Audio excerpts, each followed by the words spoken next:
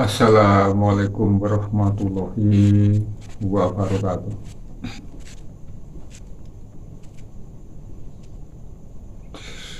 Kita masyarakat Indonesia, bahkan masyarakat sedunia, hampir 2 tahun lebih ya, kita merasa takut, merasa khawatir. Apa sebabnya takut dan khawatir? Karena ada salah suatu ya, penyakit yang mengancam kehidupan manusia hari lepas hari. Apa yang dikenal dengan ya sebutan atau nama-nama sekarang yang sudah terkenal tentang COVID-19, bahkan telah mengadakan mutasi lagi karena Omicron yang lebih kecil. Oleh sebab itu, kita sebagai orang yang beragama ya, seperti Muslim, Islam atau agama yang lain, tentunya semua ini harus kita waspadai. Mengapa demikian? Karena setiap hari ya, tubuh kita berperang melawan penyakit yang sangat berbahaya. Ya, bahwa penyakit itu tidak dapat dilihat, tidak dapat bersuara, tapi sangat membahayakan, bahkan bisa mematikan bagi suatu kehidupan. Apa penyakit itu? Apa penyusup-penyusup itu yang mengadakan interferensi ke dalam diri manusia? Ternyata bakteri atau parasit, virus dapat mengancam kehidupan kita semua. Mungkin kita tidak menyadari bahwa sistem kekebalan tubuh kita ya, untuk menghadapi penyakit-penyakit tersebut sebelum gejala itu muncul. Padahal kita sudah melakukan ya, upaya secara preventif mencegah. Ya, untuk pencegahan sudah setiap hari kita lakukan. Tapi seringkali bakteri, virus itu seringkali menang dalam pertempuran. Jadi kita semua perlu ya, meningkatkan daya kekebalan tubuh kita dengan cara-cara melakukan pengobatan atau dengan cara-cara yang lain. Nah, selama ini, bahkan beribu-ribu tahun manusia, setiap manusia, setiap orang sama sekali tidak menyadari bahaya dari mikroorganisme atau mikroskopis lainnya. Tapi syukur alhamdulillah, sewaktu para ilmuwan di abad ke-19 telah meneguhkan antara ya, bakteri dan penyakit, sehingga kita bisa lebih tahu bagaimana kita cara menanggulangi diri kita. Ternyata setelah para peneliti-peneliti itu melakukan suatu uji coba, para ilmuwan di bidang kesehatan tentunya, itu bisa mengusir, menghalau beberapa penyakit seperti yang konon kabarnya penyakit kutukan, lepra, ada polio, ada banyak lagi lah penyakit-penyakit cacar, diusir. Tapi ternyata pada hari-hari berikutnya penyakit demam kuning, demam berdarah kembali menyerang manusia. Mengapa? Jadi perlu pertimbangan beberapa faktor.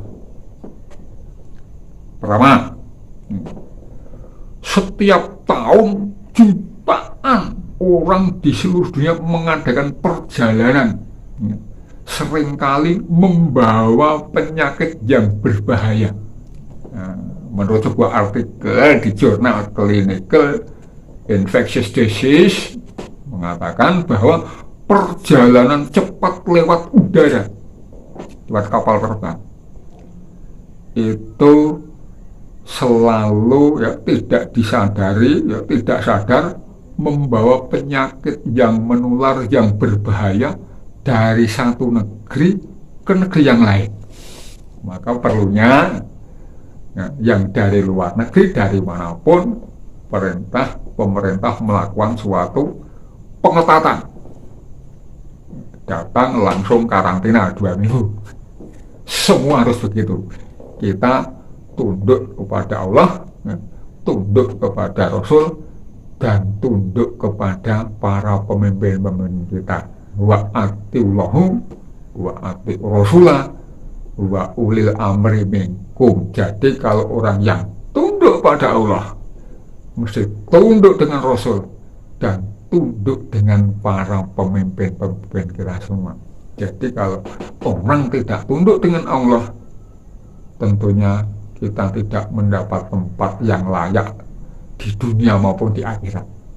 Orang yang tidak tunduk pada ulama, pada ustaz, dia tidak akan mendapatkan surga, kehilangan. Orang yang tidak tunduk pada pemimpin, kemungkinan kita akan kehilangan dunia kita. Itu enggak. Jadi pemimpin kita tidak tunduk, pemimpin ya dari tingkat pusat sampai tingkat bawah, kita tidak tunduk pada RT, kita juga akan kehilangan dunia nanti. Karena apa? Orang sejak lahir keluar mesti melalui orang lain. Kita umpama mau ngelamar jadi pegawai, kan pasti lewat RT sampai RW sampai kelurahan, tingkat kecamatan sampai ke tingkat pusat. Itu jangan menyepelekan seorang pemimpin, sekalipun pemimpin itu pemimpin yang tingkat paling bawah, itu akan menentukan kita menjadi orang yang teratas nanti. Itu jadi di sini ya, orang-orang yang membawa penyakit yang berbahaya dari satu negeri ke negeri itu lewat udara. Nah, yang kedua kali, beberapa bakteri juga itu menjadi kebal terhadap antibiotik. Maka WHO berkata itu entah bisa atau tidak, bahkan dunia sedang menuju era pasca antibiotik. Tapi kalau benar-benar seperti itu, wah mungkin belum sampai. Kita terkena infeksi sedikit saja, kalau diobati secara manual atau secara herbal, itu mungkin tidak akan bisa cepat menyembuhkan dengan obat-obat instan, obat-obat dari farmasi yang punya daya kecepatan untuk menyembuhkan. Dan yang ketiga kalinya, terjadinya pergolakan sipil atau kemiskinan di suatu wilayah negara. Itu pasti pemerintah akan sulit sekali untuk mencegah penyebaran penyakit. Nah, soalnya kalau pada waktu perang saudara, civil war, perang saudara, sudah orang tidak akan terjaga kesehatannya, hanya ketakutan. Banyak orang-orang yang mati, tentara atau rakyat yang mati yang tidak dikubur, akhirnya menimbulkan bakteri-bakteri yang membahayakan. Masa kita dalam perang mau ngurusin seperti itu? Dibiarkan seringkali kalau sudah terjadi peperangan besar, pergolakan besar dalam suatu wilayah negara, perang saudara. Keduanya suatu kemiskinan. Bagaimana negara miskin? Itu pemerintah kan sulit sekali untuk mencegah penyebaran penyakit. Contohnya umpama dulu di Ethiopia, di negara-negara Afrika ada virus antraks, ada virus Ebola, ditimbulkan dari serangga, dari lalat. Karena apa? Satu, dia mengkonsumsi air yang tercemar, minumnya ya seadanya, bahkan tidak steril. Akibatnya gampang terkena penyakit. Tidur nggak mandi, habis campur dengan suami istri nggak mandi, buang air besar nggak ada yang untuk mencuci. Gimana nggak terjadi penyakit sampai hidup anak-anak kecil waktu di Ethiopia itu sampai dirubung dengan lalat-lalat. Karena apa? Sudah bau, kelihatan hidup, tapi bau inilah yang dapat mendatangkan suatu penyakit. Nah, seringkali kita juga tidak tahu bagaimana caranya untuk mencegah penyakit, juga tidak tahu. Makanya kita harus hidup itu hidup bersih, ya toh. Ini berhubungan dengan ibadah sholat, karena sholat itu juga dijelaskan sebagai tiang agama. Tetapi hikmat sholat dalam kehidupan ada manfaatnya. Hidup itu bersih, ya toh. Sebagaimana ya diketahui bahwa seorang yang akan melaksanakan suatu ibadah terlebih dahulu suci, ya, suci badan, suci pakaiannya bersih, tempatnya bersih, ya, pakai minyak wangi, pakai sikat gigi. Kalau ditarik kesimpulannya bahwa kebersihan itu merupakan ciri-ciri utama bagi orang-orang beriman. Maka Rasulullah bersabda, inna syolfahu minal iman. Jadi iman adalah sebagian, kebersihan itu sebagian daripada iman. Hadis riwayat Bukhari Muslim. Bersih. Akibat kebersihan setiap hari, ya, kita terbiasa hidupnya sehat. Setelah itu setelah hikmat sholat adalah menjaga diri kita dari penyakit, dari penyakit yang langsung nempel padamu, ya, kotor-kotoran, ya, yang langsung atau secara tidak langsung. Maka orang kalau sholat 5 kali sehari, berwudu 5 kali, tentu kesehatannya akan terjamin. Ya, inilah suatu penyakit yang sangat membahayakan.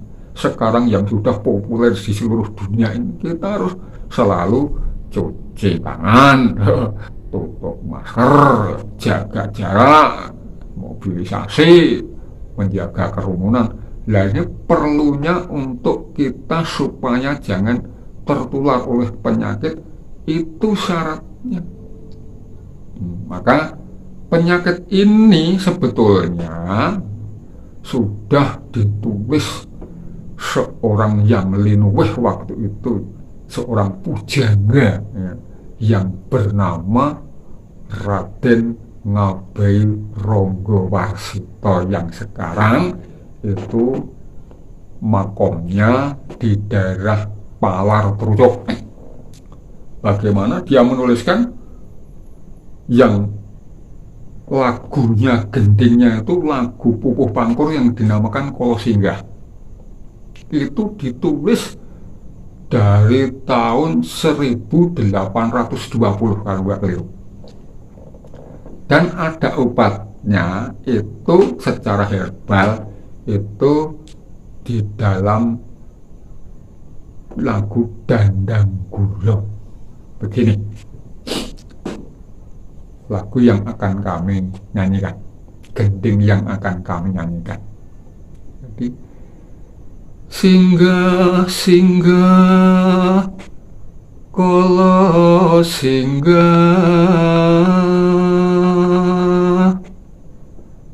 pan suminggah durga kala sumingkir sing aomo sing awulu sing asuku asira sing atenggak mewah kala sing abuntut kabeh padha sumingkira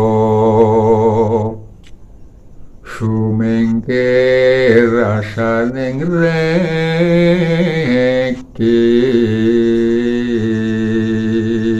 sumingkir ngarsane kraket.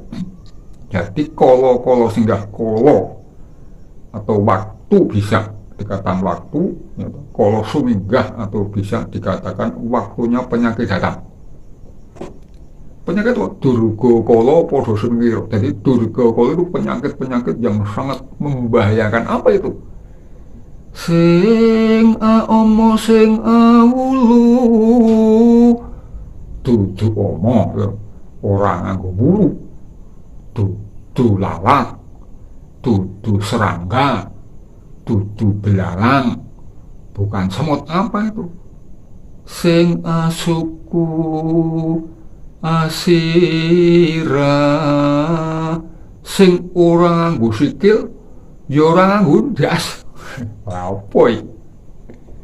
Sing atenggak mewah kala, sing buntut dadi sawak kujur iki kabeh iki ya ora nggo buntut, wis ora nganggo ulu, ora nganggo sirah, ora nganggo sikil, ora nganggo buntut. Apa kuwi? Corona. Kabeh padha sumingkir ngarsane reki, supaya semua itu bisa menyingkir dari kita semua. Piye carane nyingkir? Seorang pujangga terkenal ini juga sudah mempersiapkan jampi-jampinya obat-obat herbal. Ya, obat herbal walaupun lambat tapi pasti gitu. Dan dampak-dampak efek-efek samping tidak terlalu membahayakan. Tapi juga ada herbal itu juga kurang cepat, ya pakai obat-obat sintetis, obat-obat farmasi yang bisa lebih cepat, sekalipun semua itu ada dampak dan efeknya. Tapi di mana kita butuhkan, dalam kondisi apa kita membutuhkan, semua bisa dilakukan secara itu. Nah, ini ada jampi-jampinya dalam gending atau lagu Dandang Kulo Kidul. Nih lagunya. Durga kala bisa batar nuli, katindakna jroning gagatenjang, nirseta podang samangke,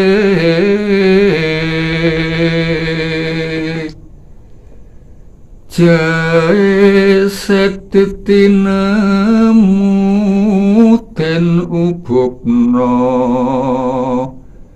setengah wanci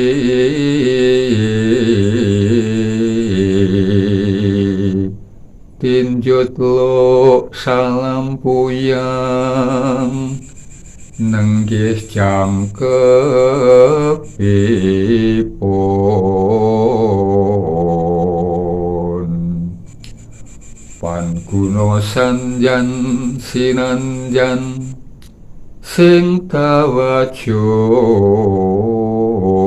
tan kantun reresik diri, durga kalapan kena, yang artinya ya, durga kala bisa badar, bisa diselesaikan dengan baik, bisa dihalau, mungkin bisa dibasmi. Apa? Nah, dilakukan setelah apa? Setelah bangun enjang. Ya. Setelah bangun enjang itu subuh. Apa yang kita lakukan? Satu, nir putih podang samangke. Jadi ada kunir putih, kunir kuning, jae sedetinemu den ubukno setengah wancit. Tadi dua, terus ada jahe, ada kencur, ya toh, ada temu ireng dan temulawak. Diubuk setengah wanci, ya setengah wanci syukur 1 jam lah, umpama 1 jam ya secukupnya. Tinjut lo salam puyang nenggih jangkepipun. Tinjahut, istilahnya itu kotoran hewan yang bisa menjadi tumbuhan. Apa itu? Kemeladian, benalu. Tinjut lo salam puyang, salam, ucapan salam itu jumlahnya 5 ya. Jadi umpama kemeladiannya 5 atau diperbanyak beberapa kali boleh yang seimbang sesuai.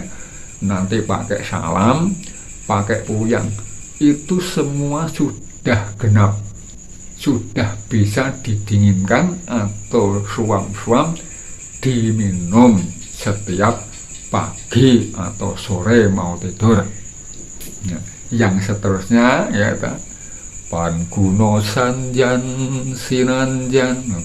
Jadi sonjo-sonjo, kumpul-kumpul dilarang oleh pemerintah, terkena pasal nanti, akan didenda. Ya, istilahnya apa ya?